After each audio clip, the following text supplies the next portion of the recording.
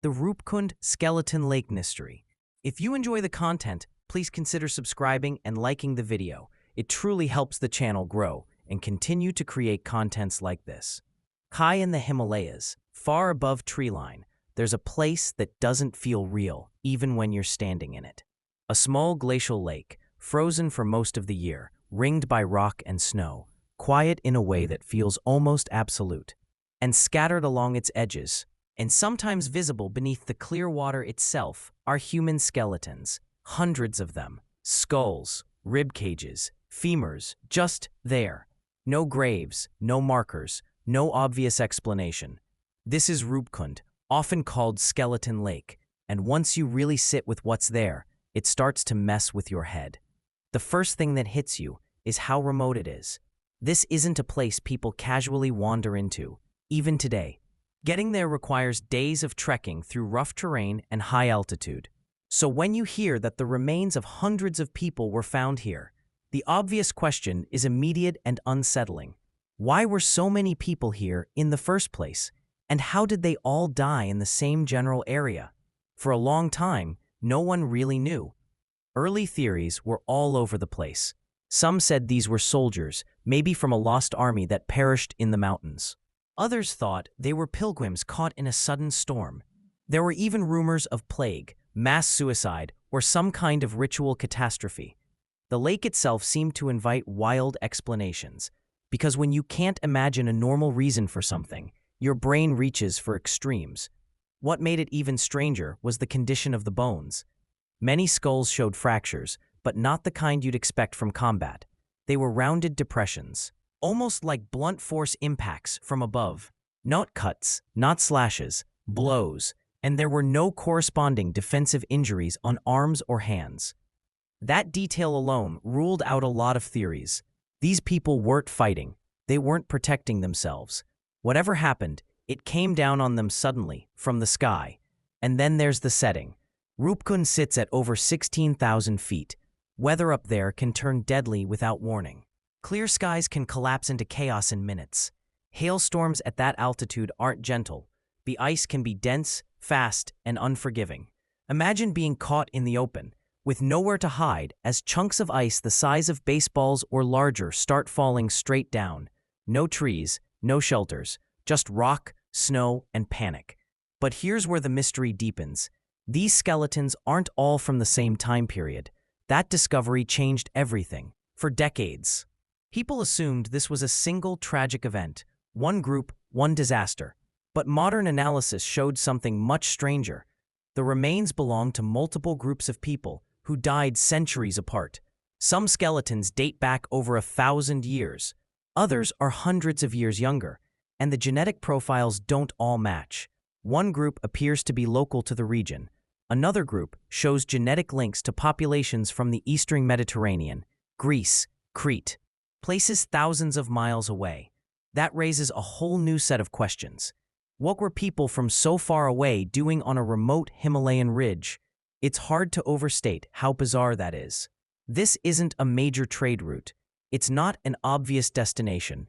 And yet, here they were. People from different cultures, different eras, all ending up at the same deadly lake. That suggests Roopkund wasn't just an accident waiting to happen. It may have been part of a recurring journey, a pilgrimage, a ritual path, something that people return to again and again, despite the danger. There's an old local legend that starts to sound less like folklore and more like memory when you hear it in that context. The story talks about a royal procession that angered a goddess. As punishment, she sent a storm of iron-hard hail that destroyed them all. For a long time, that was dismissed as myth. But when you line it up with the evidence of blunt trauma from above, the story takes on a different tone.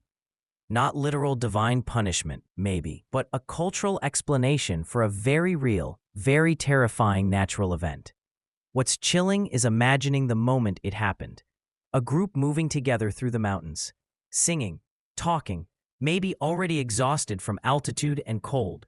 Then the sky changes, the temperature drops, wind picks up, and suddenly there's no escape. People fall, others try to help, but there's nowhere to go.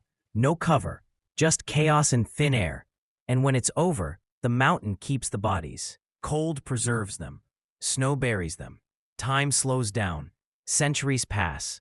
Eventually, glaciers retreat, and the lake reveals what it's been holding on to all along. That's how hikers in the 20th century stumbled onto the bones in the first place, not realizing they were stepping into a layered history of repeated human tragedy. What's haunting is how impersonal it all feels. These people didn't die in a city. They didn't leave behind buildings or inscriptions, just bones. And yet the bones tell stories. You can see healed fractures on some of them, suggesting lives lived hard before this final journey. You can see differences in diet, in physical build, in origin. These weren't identical groups. They were individuals, drawn to the same place for reasons we're still trying to piece together. And then there's the silence. Anyone who's been at extreme altitude knows how sound behaves differently. The wind dominates. Everything else feels muted. Imagine dying there, surrounded by people, but feeling utterly alone because the environment swallows everything. That kind of death is hard to wrap your head around. It's not dramatic in a cinematic way. It's sudden, cold, and final. The lake itself doesn't look menacing. In photos, when it's thawed, it's almost beautiful. Clear water, rocky shoreline, snow peaks in the distance. That contrast makes the skeletons even more disturbing. Beauty and death occupying the same space, without explanation or warning. What keeps pulling people back to this mystery isn't just how these people died, but why they kept coming back. Even after previous groups must have known the dangers, oral traditions would have existed, stories would have circulated, and yet, generation after generation, people still made the journey. That suggests the reason was powerful enough to outweigh the risk. Pilgrimage is one possibility. In many cultures, suffering is part of spiritual devotion. Endurance proves sincerity. Reaching a sacred destination matters more than survival itself. If Roopkund was associated with a ritual or a sacred path, that could explain why people kept returning, even after tragedy. But the presence of non-local individuals complicates that. Were they pilgrims too? Or travelers joining local guides? Or part of a single, unusual expedition? We don't know. And that gap in understanding is where the mystery lives. Roopkund doesn't offer easy answers. It doesn't have walls to analyze or inscriptions to translate. Just bones, weather, and time. It forces us to confront how fragile human plans are in extreme environments, how belief, tradition, and ambition can carry people into places that don't care whether they survive or not. Standing at the edge of that lake, you're confronted with the reality that history isn't always written by the winners or even by survivors. Sometimes it's written by the landscape itself, quietly preserving the evidence of what happened, waiting for someone to notice. And when you realize that Roopkund isn't the story of one disaster, but many, layered over centuries, it becomes something else entirely.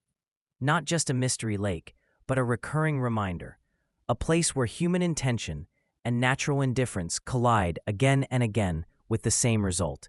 That's what makes it so unsettling. Not that people died there, people die everywhere, but that they kept coming back, that whatever drew them to that frozen bowl in the mountains was strong enough to overcome fear, memory, and logic. And once you accept that, the lake stops being just a curiosity.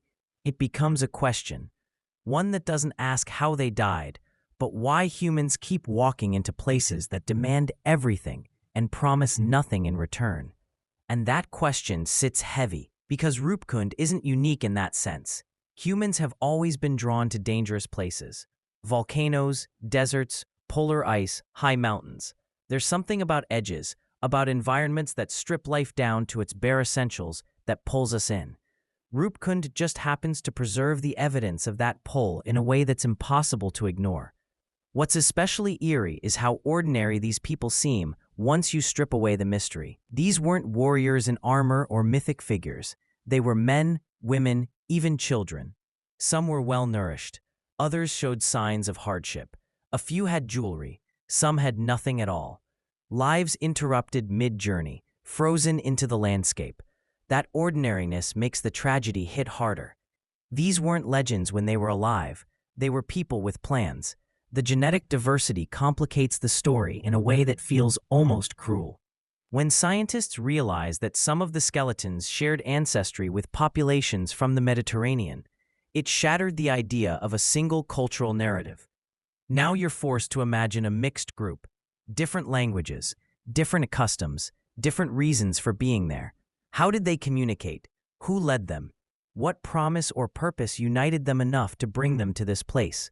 One possibility is that Roopkund sat along a ritual route that evolved over time. Maybe it wasn't the destination, but a waypoint, a crossing, a test, something you endured to reach something else. Over centuries, different groups may have joined local guides, trusting knowledge passed down orally, knowledge that worked most of the time, until it didn't. High-altitude weather doesn't care about tradition. It doesn't care how many times a route has been walked successfully. One storm is enough, one wrong day, and at 16,000 feet, the margin for error is razor thin.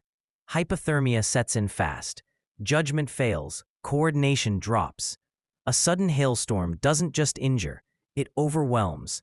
The blunt trauma on the skulls still stands out as one of the most disturbing details. Rounded fractures, consistent patterns, not chaos, but repetition. It paints a picture of people being struck again and again from above, with no chance to fight back, no time to run. Just the realization, maybe seconds long, that something had gone terribly wrong. What's unsettling is how that physical evidence aligns with the ancient legend so precisely. A goddess angered by disrespect, a storm sent as punishment, iron hail falling from the sky. For a modern mind, it's tempting to say coincidence, but for the people who told that story, it was their way of making sense of a traumatic memory, a way to encode danger into narrative. Don't come here lightly. Don't come here unprepared. Don't anger what lives in these mountains. Over time, that warning may have lost its sharp edges. Stories soften, meanings blur. Ritual becomes routine, and routine breeds complacency. People stop asking why and start assuming it will be fine, because it always has been before, until it isn't. There's also the possibility that Roopkund became symbolic precisely because of the deaths. That tragedy itself transformed the place into something sacred or forbidden. In many cultures, sites of mass death gain power. They become liminal spaces, places where the boundary between worlds feels thin. That could have drawn later groups there, intentionally or not, repeating the cycle. And then there's the silence of the lake in winter, frozen solid, snowed over. The bones hidden again, as if the mountain is taking a breath. It's only during brief periods of thaw that the remains emerge, catching the eye of anyone passing through. That rhythm of concealment and revelation feels almost deliberate, even though it's purely natural. The mountain shows you what it wants to show you, when it wants to show it. Modern visitors often describe a sense of unease that goes beyond the obvious.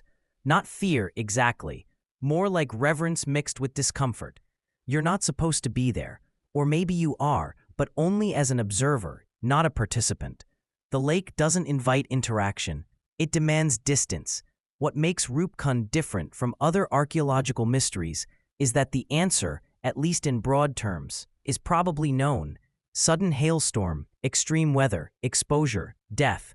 On paper, it's simple, but emotionally, it's anything but. Because knowing how doesn't tell you why it keeps happening. And that's where Roopkund stops being just a story about the past and starts being a mirror. We still do this. We still push into environments that can kill us. We still underestimate nature. We still overestimate preparation. The only difference is that now we have better gear and better forecasts, which just means we go farther, higher, and deeper than before. The skeletons at Roopkund don't judge. They don't warn. They just exist. They force you to confront the reality that human ambition and belief don't bend the laws of physics. Altitude sickness doesn't care how spiritual you are. Ice doesn't care where you're from. Gravity doesn't care what you believe.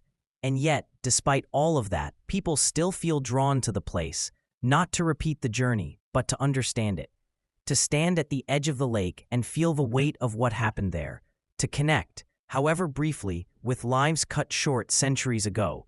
That urge to understand is its own kind of pilgrimage. Roopkund also challenges the idea that mystery disappears with scientific explanation. Even after DNA analysis, radiocarbon dating, and forensic study, the site doesn't feel solved. The facts don't drain the power from it. If anything, they sharpen it. Knowing that these were real people from different places, dying in similar ways across centuries, makes the story more unsettling, not less. There's a temptation to romanticize it, to turn it into a cautionary tale with a neat moral. Respect nature, prepare properly, don't anger the gods. But reality is messier. Sometimes people do everything right and still die. Sometimes risk is part of the reason people go at all. In that sense, Roopkund feels like a convergence point. Belief, geography, weather, and human choice all colliding in the same small basin of ice and rock. A place where the margin between survival and death is so thin that history leaves physical traces. What stays with you long after you've heard the story is the image of the lake itself.